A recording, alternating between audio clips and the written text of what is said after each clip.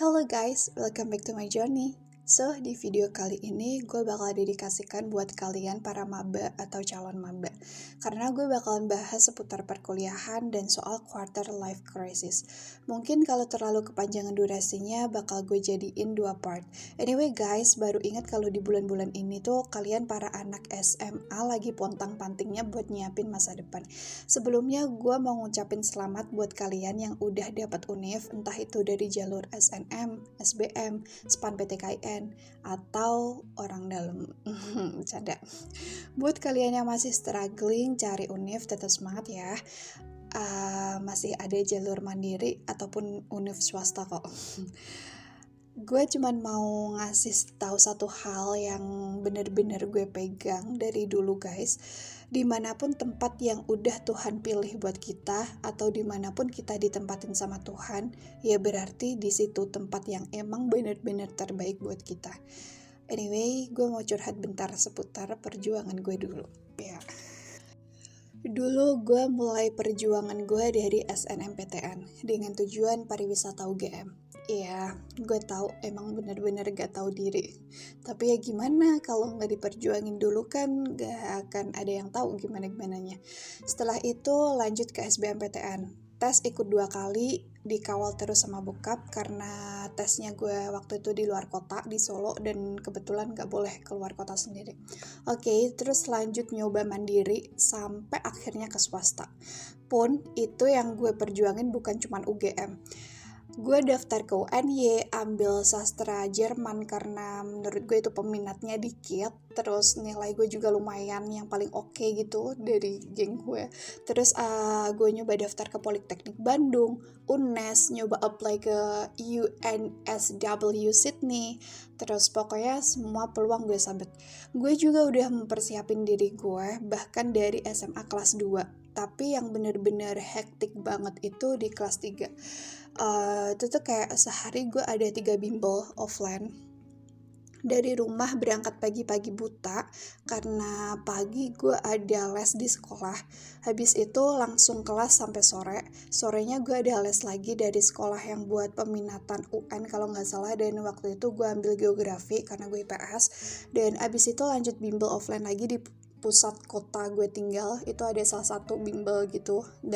Gue ikut di situ. Terus habis itu nyampe rumah masih harus private lagi dan nerusin belajar sampai jam 2 pagi. Kayak gitu aja terus kehidupan gue selama kelas 3 tuh. Udah sebegitu keras gue usaha, tapi tetap Tuhan gak mau ngasih. Karena ya Tuhan punya rencananya sendiri yang terbaik buat gue. Akhirnya gue apply di salah satu univ swasta yang ada di kota sebelah nih. Semua prosesnya yang bantuin teman-teman gue. Mulai dari input nilai, datang ke kampus, nyari kos-kosan, semuanya mereka. Karena masih nggak terima gitu, kayak raport gue tuh bagus-bagus nilainya terus harus ditaruh di situ. Astagfirullahaladzim. Oke, anyway, thank you banget guys yang udah bantuin gue. Dan saking seringnya gue dapet penolakan waktu gue ngelihat kalau gue tuh diterima, yang sebenarnya juga udah pasti diterima gitu ya. Di hati ada ngerasa seneng, cuman tetap kayak belum ikhlas gitu. 3 bulan lebih gue kayak orang gak waras. Perasaan gue campur aduk banget. Gue harus pisah sama sahabat gue harus ngekos sendiri, gue harus sekolah yang bahkan dari awal tuh gue gak niat buat sekolah lagi. Karena pengennya gue jadi pramugari, sambil terus ngeyakinin diri sendiri kalau Tuhan tuh tahu perjuangan gue, tahu semua yang gue lalui. Dan ya, ini berat banget buat gue. Bayangin aja kayak lo yang apa-apa serba orang tua, terus yang jarang bahkan gak pernah ngelakuin pekerjaan rumah, tiba-tiba semuanya sendiri. Of course, it's too hard for me. Sampai awal-awalnya gue mau nyerah. Gue mau balik karena gak kuat. Tapi dilarang sama nyokap karena malu sama tetangga katanya. Ya Allah, jahat banget emang. Terus yaudah, mau kan gue bertahan. Gue terus ngeyakinin diri dan terus berusaha buat mikir positif. Gue selalu ngasih afirmasi diri sendiri, dan kadang juga ke teman-teman gue yang mereka juga rata-rata ngalamin hal yang sama. Gue selalu bilang, gue ditaruh di sini sama Tuhan itu karena diminta bantuin buat banggain ini universitas nih kayaknya, terus bantuin buat ngegedein namanya. Nah, karena gue selalu percaya omongan Tuhan adalah doa, dan itu beneran kejadian pas gue udah mulai naik semester dan stabil mentalnya. Balik lagi ya di di self-fruit perjuangan semester awal. Oke, dan akhirnya gue nyibukin diri dengan ikut organisasi dan kerja. Gue kerja ngajar private anak SMP dan berhasil bertahan selama 2 tahun. Tapi di saat gue udah bisa dealing sama keadaan, masalah datang gak ada henti.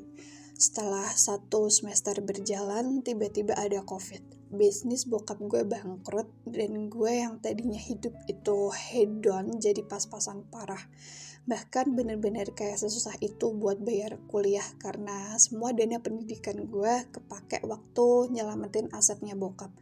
Gue waktu itu join ada beberapa organisasi, tapi yang bener-bener aktif cuman 2, yaitu BEM sama UKI. BEM udah tau lah ya, Badan Eksekutif Mahasiswa, sama UKI tuh unit kegiatan kerohanian Islam gitu.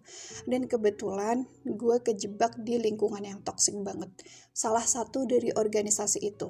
Pas banget keadaan keluarga gue lagi kacau-kacaunya, orang tua gue cerai, bokap yang nyoba buat bunuh diri. Di situ gue bener-bener terpuruk. Gue udah kayak bener-bener gak tahu harus ngelakuin apa, harus gimana selain ngelamun, diem, ketawa-ketawa sendiri, lupa sama apa yang bahkan lagi gue lakuin.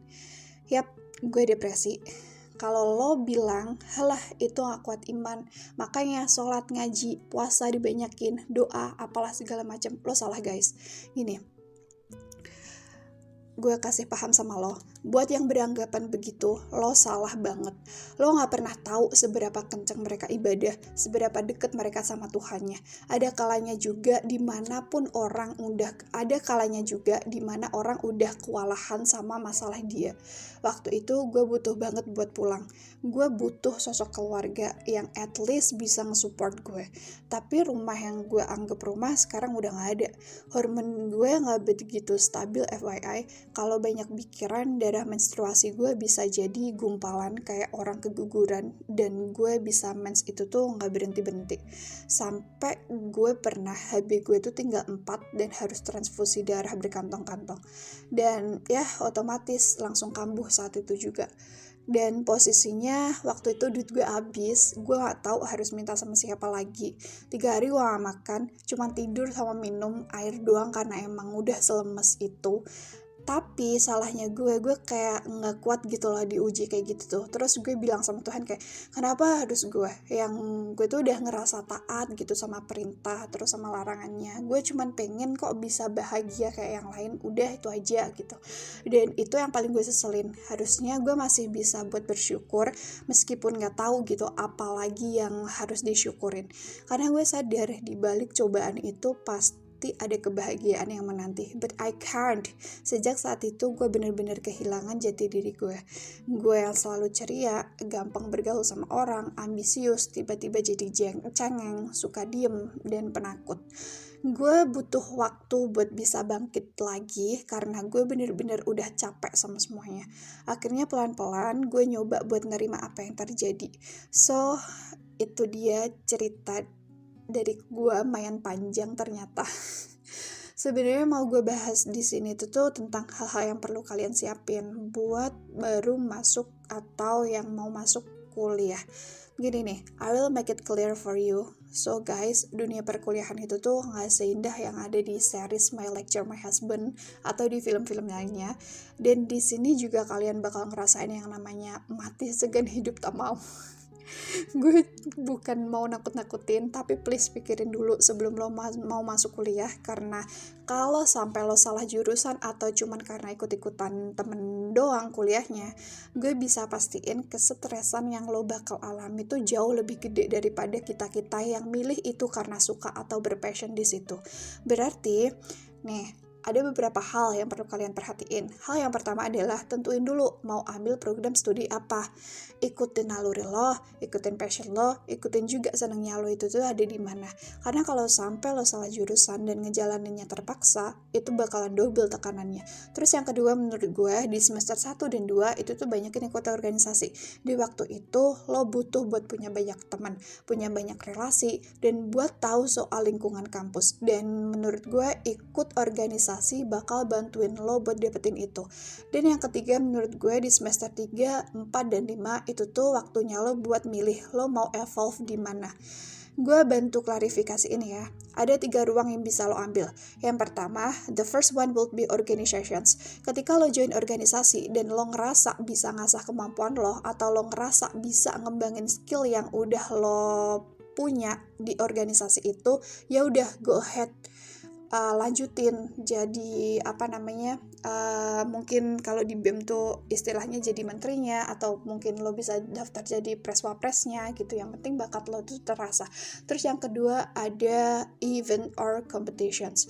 Ketika lo gabung organisasi dan lo ngerasa itu tuh nggak ada manfaatnya, ya udah tinggalin, cari yang lain. Contohnya lo ngerasa passion lo tuh lebih terasa ketika ikut lomba, atau mungkin lo bisa lebih kreatif pas ikut lomba daripada organisasi. Ya udah stop buat join organisasi dan fokus buat nyari lomba yang bisa lo ikutin. Terus yang ketiga ada IPK. Ketika lo mutusin buat jadi mahasiswa kupu-kupu atau kuliah pulang gitu ya, ya udah lo tekunin tuh kuliah lo, belajar biar dapat IPK yang bagus. Gue tahu banyak dari kalian yang kurang setuju kalau kuliah itu tuh gak ikut apa-apa. Tapi balik lagi guys, prioritas orang tuh beda-beda dan tujuan hidup orang juga beda-beda. Gue mau negesin satu hal sama kalian. Jangan pernah ngelakuin sesuatu cuman karena ikut-ikutan. Lo harus punya tujuan sendiri. Oke, terus gimana kak kalau aku tuh pengen ngeprioritasin semuanya? Nih ya, gue kasih paham ya adik-adik. Waktu kita tuh cuman ada 24 jam nih sehari. Belum lo pakai buat tidur, HP-an, nugas, segala macem. Udah tinggal berapa tuh waktunya? Bukannya nggak mungkin buat bisa ngelakuin semuanya, tapi lo akan kesusahan dan bahkan keteteran sama jadwal lo sendiri. Akhirnya ada yang nggak keurus, terus ngilang deh. Daripada kayak gitu, mending diprioritasin salah satu dan ditekunin di situ. Gue pernah dengar ada seorang petarung yang bilang gini, aku tuh lebih takut sama orang yang belajar 1 jurus 1000 kali daripada sama orang yang belajar 1000 jurus cuma 1 kali. Ngerti dong ya maksudnya, masa nggak ngerti? Oke, sorry guys, pedis banget ya omongan gue. Oke guys, gue rasa cukup buat video kali ini. Maaf kalau terlalu panjang, semoga lo bisa belajar dari apa yang udah gue sampaikan. Thank you for watching, see you and bye-bye.